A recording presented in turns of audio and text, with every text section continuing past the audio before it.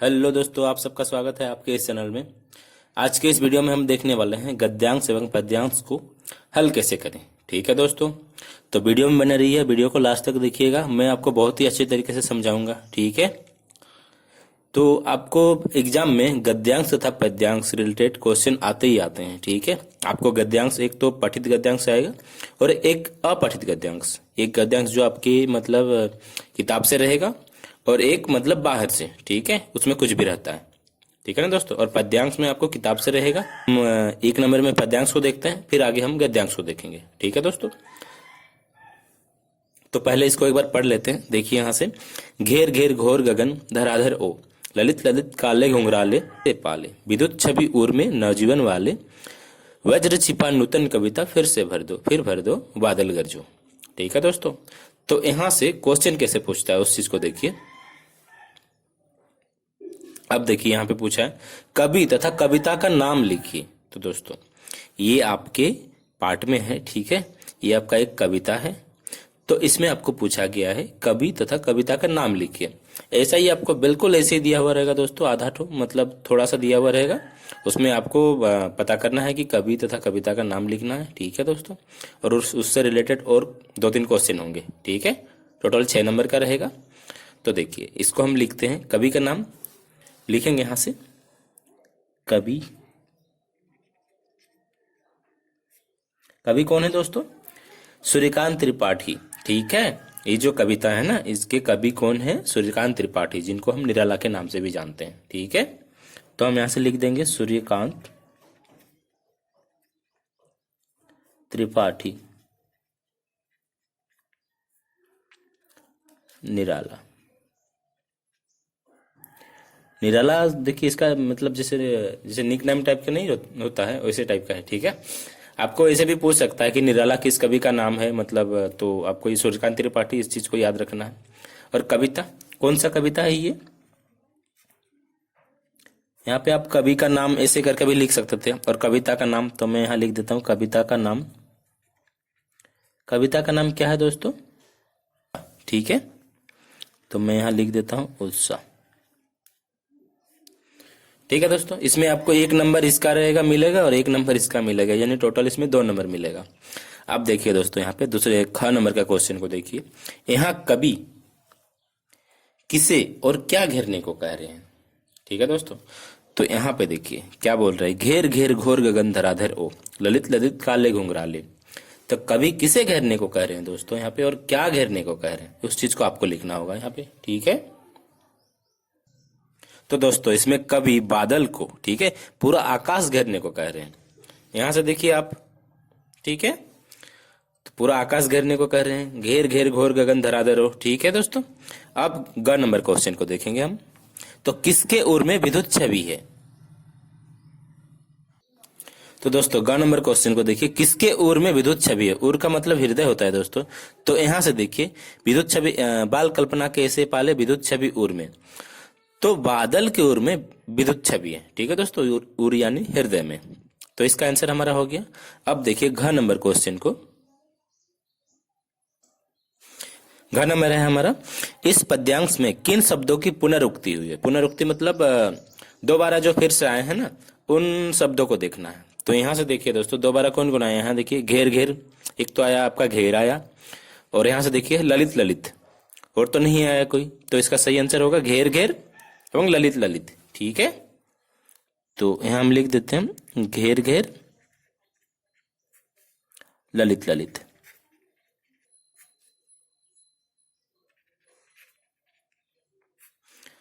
ठीक है दोस्तों, आई होप आपको दिख रहा होगा। ठीक है, तो ये हमारा इसका कहीं खत्म हो गया। अब हम नेक्स्ट काव्यांश को देखेंगे, यानी पद्यांश को देखेंगे दोस्तों। ठीक है, तो आइए चलते हैं। हमारा नेक्स्ट पद्यांश है दोस्तों, यहां से देखिए, यश है न वैभव है, मान है न शर्माया, जितना ही दौड़ा तू उतना ही भरमाया, प्रभुता का शरण बिंब केवल मृग तृष्णा है, हर चंद्रिका में छिपी एक रात कृष्णा है, जो है यथार्थ कठिन उसका तू कर पूजन, छाया मत छूना मन होगा दुगदुना।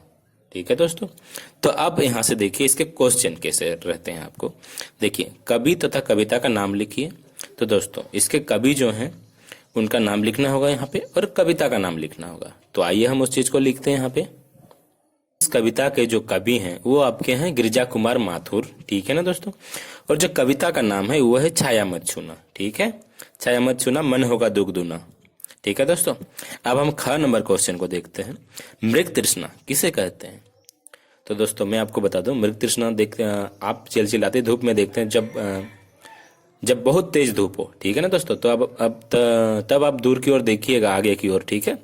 थोड़े से दूर में आपको पानी पानी सा दिखाई देगा, ठीक है ना दोस्तों। नहीं होता है दोस्तों, वो आपका मृग तृष्णा, मतलब वो आपको भरमाता है कि वो पानी है वो, तो उसे ही हम मृग तृष्णा कहते हैं, ठीक है। तो उसी चीज को मैं अभी लिख के बताऊंगा आपको। मैं यहाँ लिख देता हूँ, ठीक है।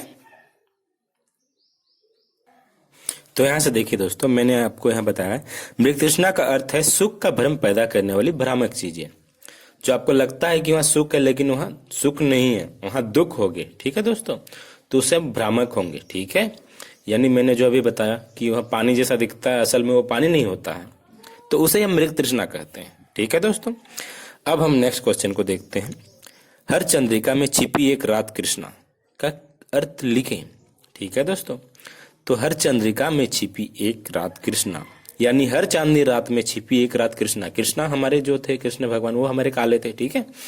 तो हर चंद्रिका चांदनी रात होती है और उसमें छिपी रात एक कृष्णा। इसका मतलब हर चांदनी रात के बाद, यानी हर सुख के बाद दुख अवश्य आता है, ठीक है दोस्तों।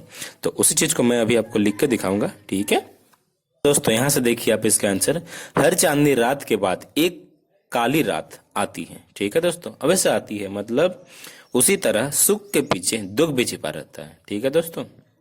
आज सुख है तो कल अवश्य दुख आएगा। सुख दुख हमारे जीवन के एक हिस्से हैं, ठीक है। सुख दुख आते रहेंगे दोस्तों, ठीक है। इस चीज का ध्यान रखिएगा। तो मैंने अभी जो आपको बताया, मुझे उम्मीद है आपको ये सारी चीज अच्छे से समझ में आई होगी, ठीक है दोस्तों। प्रकार के आपके वहां पे पद्यांश होंगे, ठीक है। और इसी प्रकार के क्वेश्चन होंगे। थोड़े कुछ अलग कविता कवि से भी दे सकता है, कविता से भी दे सकता है, ठीक है दोस्तों। जरूरी नहीं कि यही हो भी सकता है। तो इस चीज का ध्यान रखिएगा। अगर आया तो ऐसे ही आएगा, ठीक है। नहीं तो फिर हो सकता है उसी कविता का दूसरा पार्ट को दे दे, ऐसे भी हो सकता है, ठीक है। तो इस चीज का ध्यान रखिएगा। लिखने का आपका ऐसा ही रहेगा, सेम सेम।